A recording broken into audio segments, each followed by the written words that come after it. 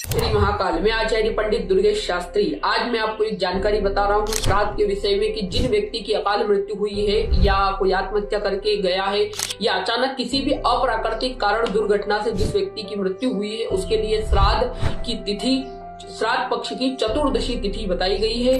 मृत्यु किसी भी तिथि को हुई हो लेकिन केवल और केवल चतुर्दशी तिथि को ही श्राद्ध करना चाहिए। ऐसे व्यक्तियों की मोक्ष प्राप्ति की अगर आप कामना करना चाहते हैं तो उनके लिए शास्त्र में एक उपाय बताया है जिसको नारायण और नाग बलि के नाम से जाना जाता है। नारायण बलि अवश्य करवाएं।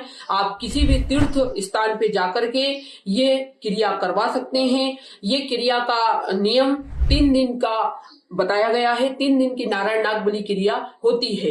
आप तिथि निर्धारित करके मुहूर्त इत्यादि निकाल करके ये क्रिया अवश्य करवाएं और अपने पूर्वजों एवं अपने पितरों की मोक्ष प्राप्ति की कामना करें। श्री महाकाल में आचार्य पंडित दुर्गेश शास्त्री। आज मैं आपको एक जानकारी बता रहा हूँ श्राद्ध के विषय में कि जिन व्यक्ति की अकाल मृत्यु हुई है या कोई आत्महत्या करके गया है या अचानक किसी भी अप्राकृतिक कारण दुर्घटना से जिस व्यक्ति की मृत्यु हुई है उसके लिए श्राद्ध की तिथि, श्राद्ध पक्ष की चतुर्दशी तिथि बताई गई है। मृत्यु किसी भी तिथि को हुई हो लेकिन केवल और केवल चतुर्दशी तिथि को ही श्राद्ध करना चाहिए। ऐसे व्यक्तियों की मोक्ष प्राप्ति की अगर आप कामना करना चाहते हैं तो उनके लिए शास्त्र में एक उपाय बताया है जिसको नारायण और नाग बलि के नाम से जाना जाता है। नारायण बलि अवश्य करवाएं।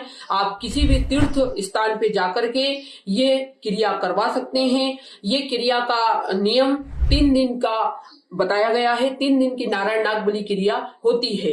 आप तिथि निर्धारित करके मुहूर्त इत्यादि निकाल करके ये क्रिया अवश्य करवाएं और अपने पूर्वजों एवं अपने पितरों की मोक्ष प्राप्ति की कामना करें। श्री महाकाल में आचार्य पंडित दुर्गेश शास्त्री। आज मैं आपको एक जानकारी बता रहा हूँ श्राद्ध के विषय में कि जिन व्यक्ति की अकाल मृत्यु हुई है या कोई आत्महत्या करके गया है या अचानक किसी भी अप्राकृतिक कारण दुर्घटना से जिस व्यक्ति की मृत्यु हुई है उसके लिए श्राद्ध की तिथि, श्राद्ध पक्ष की चतुर्दशी तिथि बताई गई है। मृत्यु किसी भी तिथि को हुई हो लेकिन केवल और केवल चतुर्दशी तिथि को ही श्राद्ध करना चाहिए।